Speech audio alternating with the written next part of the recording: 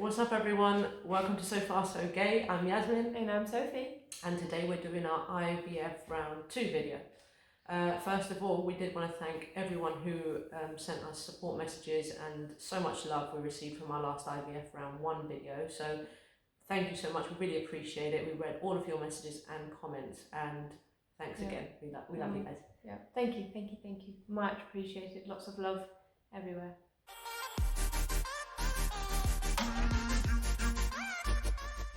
IVF Round 2. We had a few months break, obviously after the miscarriage. We needed some time off, Sophie needed some time to recover physically, we both needed to recover mentally as well, and be ready to go again. I think for quite some time we didn't talk about it for quite some time, going again, because it was a case of just dealing with what had happened, obviously, the shock of everything, and it was all a little bit traumatic, so but eventually we did start talking about when we'd like to try again. Bit scary. Yeah, it was much harder the second time round, just even talking about it, knowing that there's a chance, because the first time round you're very optimistic and your hopes are up and you don't really think anything can go wrong. But it was like a reality shock for us, and it's like, well, now we know that it can go either way. Are we ready to take that chance again?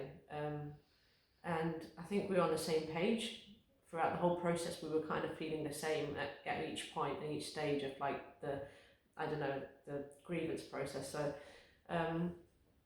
we decided to go again. We obviously had to put some money aside for that as well. It's a very expensive process, so we needed to make sure that we also financially ready for it. And as soon as we were, we made that call. Yeah, and so we went for it last November, which was November 2020. So it was a different process this time around because we already had our embryos obviously frozen. So we had 8 left. We had obviously used 1 before, so we had 8 little frosties ready to go. I was very excited that it was an easier process this time, obviously for me, because I didn't have to go through the eggs retrieval, so it was a matter of just kind of transferring the embryos into Sophie. Yeah. And obviously they looked at the embryos we had left, and they visually selected the second best of the list, because the first one we used was technically a textbook embryo and the best of the best, right? So this is the second one, which was our 8th. So we had a couple of chats with our consultant, and obviously discussing everything that happened previously, we agreed this time that we would try going with a natural cycle. So for those of you that don't know what a natural cycle is in IVF, it's going with my body's natural cycle. So when I would naturally ovulate throughout my monthly cycle was when they would, transfer the embryo to me, rather than provoking it with medication for your body to ovulate, which what we did the first time round, basically. I felt pretty good with this decision. I think you did too. Yeah, it seemed more natural to do it naturally. Yeah. So. And just, I guess, all of the medication and stuff, this is all hormones, and I think it's a hard enough process to go through, and her hormones naturally would already be a bit up and down, let alone with this medication. So we thought, okay, let's let the body decide when it's ready to have the embryo. Yeah. So natural ovulation as opposed to provoked ovulation sound like a good idea. Yeah, plus a lot less medication involved, which is obviously kinder to body and mind, less hormones being, thrown at you. The process of it was pretty straightforward. When I got my monthly menstruation, I went for my first scan at the clinic, and they had a look, checked what was going on, checked my womb, checked my ovaries, and from there they monitored me with scans about a week after the first one, and then after that I had scans every sort of 3 to 4 days. Because what they're looking for is the follicles within my ovaries will grow, and they'll expand, and they look for a leading follicle, so the biggest one, and at this point is very close to when I'm going to naturally be ovulating, so we're tracking this so that we don't miss it. In the meantime, I was doing home ovulation kits. So we're looking for that peak for when I was ovulating naturally. Yeah, it's just like a pregnancy test, but you're testing your ovulation instead. So same process, but it'll just tell you when you're at your peak of ovulation. Yeah. Which is what we were looking out for. Yeah, and it's quite nice because when you are ovulating, you get this smiling, flashing smiley face. So it's quite exciting. Like, okay, we're ready. So eventually, I got my flashing smiley, which actually happened to be on the day that I was actually going to the clinic anyway. So as I was going there, you know, within the next few hours, I didn't need to call them. So, but it was the day that they gave me a trigger shot, so an injection into my belly. So the trigger shot is made to support the process of the egg release and like to trigger it to fasten it. Yeah. After my trigger shot happened, the embryo transfer happened exactly a week after that. So it's a little bit confusing because you think, well, I'm ovulating now within the next few days, but they're not going to transfer embryo until next week. You're like, oh, aren't they going to miss it? But actually, because when it shows that you're going to be ovulating, you ovulate within the next few days, and then embryo is actually already 5 days old. So it kind of makes sense, because then they wait another 5 days, which is how old the embryo is already, then they put it in. Yeah. So it does make sense, but it is a little bit confusing. So the only medication I did have was something called letrozole, which I don't need to know about, but I took this for 5 days prior to my embryo transfer. So the 5 days leading up to my embryo transfer, and that just helps to prepare the womb lining to thicken and be ready. Meaning to accept. The thicker it is, the better. The embryo can then kind of hold on to it. Yeah. It was a bit weird because the first round of IVF, as soon as transfer happened, Sophie was immediately put on a bunch of different medications and forms of progesterone. So I can't talk today. Progesterone. Progesterone. Progesterone. I can't even say it. Wait. Progesterone. No. Progesterone. Babe, progesterone. Progesterone. Okay. Progesterone. Whatever. So the first round, she had loads of different forms of progesterone. But I'm trying. But this time round, second round of IVF, they didn't put her on any progesterone at all. So it was a bit weird. She kind of felt a bit insecure because progesterone aids the pregnancy hormones, I guess. I don't know the technicality of it. Like your body should naturally produce progesterone once you're pregnant, but sometimes it doesn't. So and it can help prevent miscarriage. So so like the first time, as soon as I'd had my transfer, they put me on 3 different forms of progesterone. Yeah, it was like she had. You'd know if you've seen the last video, you'll know. But if you didn't see it, she was on like pessaries like 4 times a day. She had tablets to take as well, like 100 times a day. And I was also injecting her once every other day into her bum or thigh. So it was a lot of medication, a lot of progesterone to help. Whereas this time they didn't put on any progesterone at all because it was 100% natural. Which we agreed on. Yeah. But when it came down to it, after the transfer, and I went home, and then I didn't feel very secure. I just had a very strange feeling. It kind of made you anxious not to be on it. Yeah, because it was literally all down to my body naturally, which normally it would be. But I think because of what had happened previously, I was just very nervous, obviously, very anxious about everything. And then not having any extra support to aid, everything, it just made me feel like I felt alone in a way that I didn't have any extra medication, I didn't have anything to do.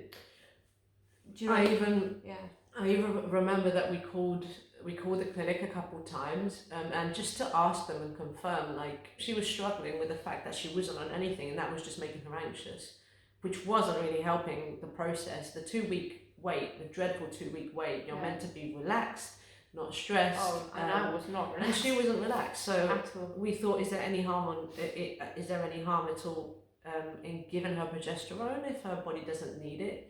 Are there any side effects? Which technically there aren't, and it's okay to, yet they still didn't put her on any, which we weren't extremely happy about, but it's fine, it's the way it went. It's what we agreed, but I think when it came to it, I just wasn't feeling very comfortable or confident. Yeah, they weren't very flexible with the fertility plan in terms of we'd agreed to do one thing and they just said, well, we're going to stick to it. There's no reason to put you on it. You want a natural cycle, there's your natural cycle. Yeah. And then we just had the 2-week wait, stressful 2-week wait, as usual. I mean, I don't think it's ever fun. You'll know if you've been there. We did a couple of pregnancy tests at home, I think maybe 9 days after the transfer. I think it was earlier. I think we probably, I think we went in at like 6 or 7. That's very early, did we? We went in very early this time around. Okay, so... We were anxious, we couldn't really wait. We want to know what's going on. We got a positive line. We had the lines, so we were like, okay, we're pregnant. Very happy, but still very calm.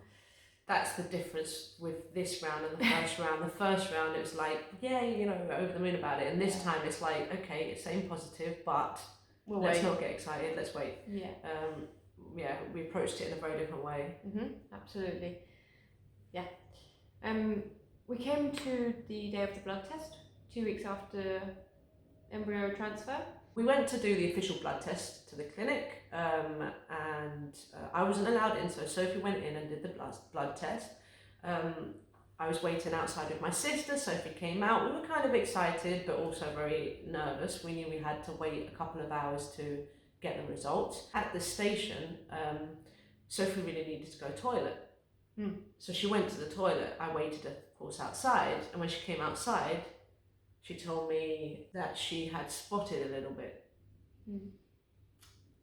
But we didn't really know how to approach that because she didn't spot at all through the first pregnancy, so that was completely new to us. We didn't know what to think of it. We are aware that it's okay to spot a little bit, as long as it's not bright red or it's very little. So we were like, okay, let's not stress about it, let's wait, because we're going to get a phone call within the hour with the results of the test. So we just carried on our journey home, tried not to think too much of it, obviously jumped on Google and all this stuff. She called her sister. Don't jump on Google ever. Yeah, she called her sister who's been pregnant many times, so she has a lot of experience, and she said, don't worry, it's fine. Kept us calm. Then just got home and had killed some time, wait for the phone call. So a couple of hours later, we got the phone call. Obviously, the heart starts immediately like going crazy, and they come back with the results. So they said, okay, it's a positive result, but your HCG levels, which is the pregnancy hormone level, was a bit low. So it actually came back at 51, which is pretty low. They like it to be over 150 for a solid positive. I'll just remind you, the first time around was 3,000 and something, and this time we got a 51. Our hearts literally dropped, and we kind of looked at each other and we thought, we just knew. That's it. Yeah, it's too low. It's way too low. But you still hold on to that little bit of hope. Yeah. I mean, the lady said, we can't, it's positive, so we have to recheck. So come back the day after tomorrow, 2 days, and let's do another blood test to see if it's increased or it's lower. Depending on that HCG level, we'll be able to determine if you're pregnant or not. Yeah. If it's still, if it actually starts rising but very slowly after that, then, it's definitely a positive, but maybe just taking its time. But if it obviously drops, then that pregnancy is not gonna hold. Which is what's called a biochemical pregnancy, which we didn't know much about until then. Phone call ended, and we knew it wasn't positive, the news, and potentially not the pregnancy as well. So technically, it was positive. Yeah. But what actually happens in chemical pregnancies is the embryo implants. So you're classed as pregnant, but your lining of your womb detaches itself really, I mean, obviously extremely early. It shouldn't do that, and then so you lose it really, really super early. Yeah. One interesting thing I have to say about biochemical pregnancies is that a lot of ladies experience it and aren't aware of it. And I didn't know about this, but it made sense to me when I learned what it actually means. Mm-hmm.